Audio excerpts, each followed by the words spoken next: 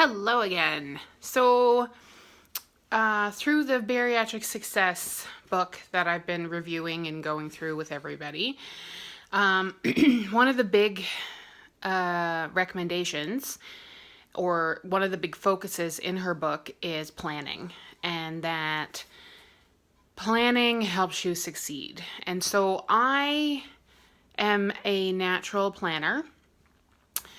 I already plan food and things to kind of help me succeed. Fingers crossed.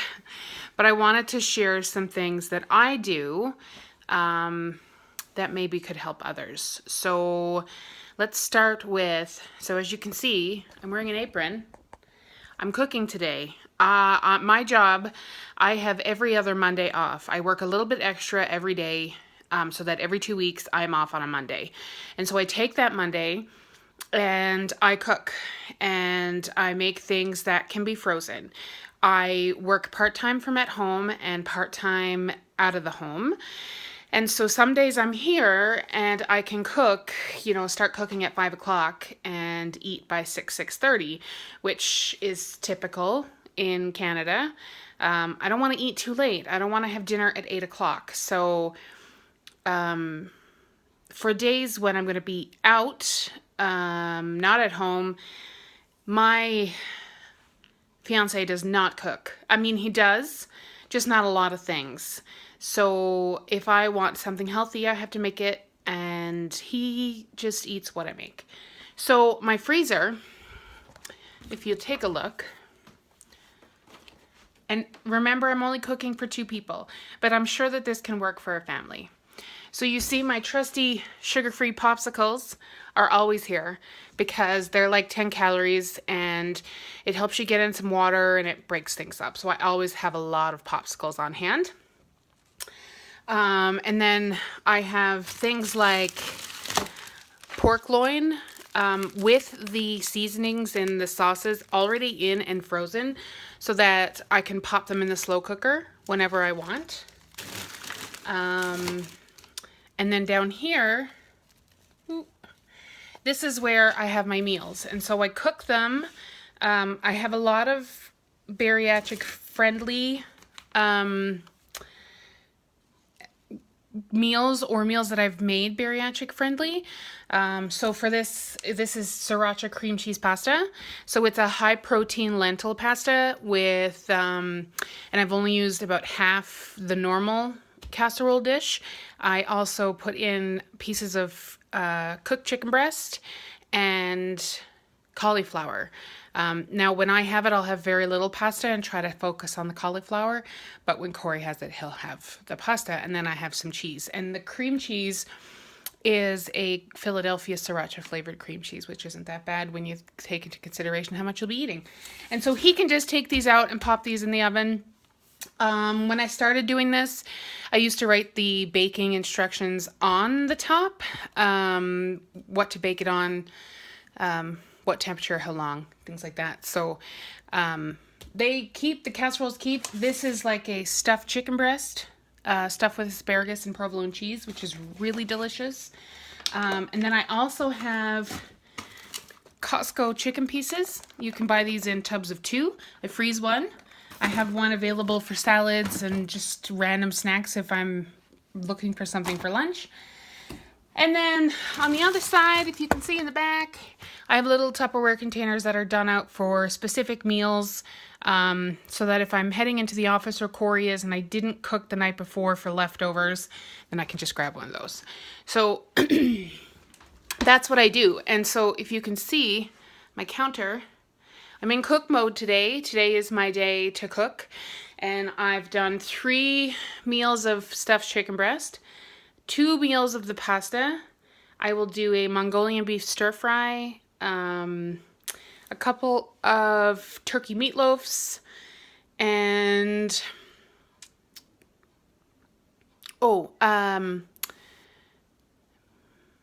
stuffed peppers. They all go good frozen. They translate really well, so it works. For things that don't translate well, sometimes I'll just get it done and not cook it, but just put it in.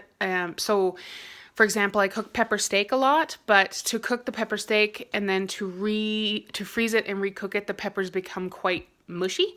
And so I'll just cut up the peppers and the onions and the steak, put all of the seasonings and everything in a bag, put it in the freezer.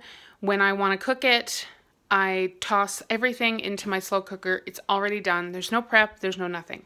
So that's how I stop myself from ordering in food or going out to eat when I've had a long day and I'm not home from work yet and it's already 5:30 or 6 o'clock and it's not started or prepped.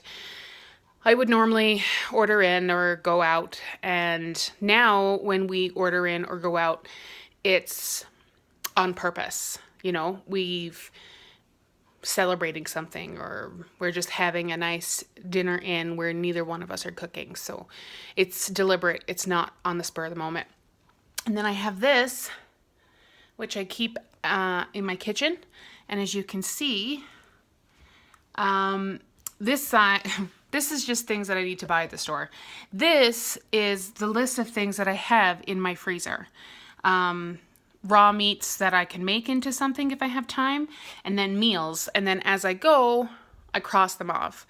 And then that way I always know what's in the freezer. And if I'm getting low, I know how many I have to make. And usually I'll make enough for 2 weeks on my day. So right now I still have a couple of turkey soups, an Asian pork tenderloin, a buffalo chicken casserole.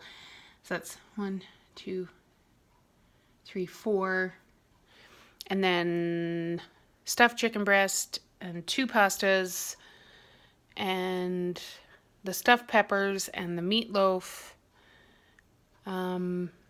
There's other things. I've got kebabs in there too. So it's all really good.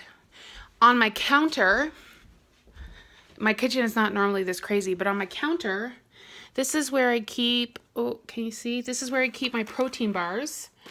So I always have a protein bar or 2 in my purse and in my bag.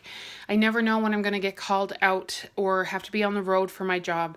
And so I can't go to McDonald's. I can't go to a drive-through. I can go to a gas station or a convenience store and hope they have jerky or nuts or, you know, boiled eggs or something, but it's not always guaranteed, especially if I'm in a small area. So I went this weekend and stocked up on protein bars because I was low. But I always have them on my counter so I know how many I have. I never run out. And then in my pantry, I have this golden goose.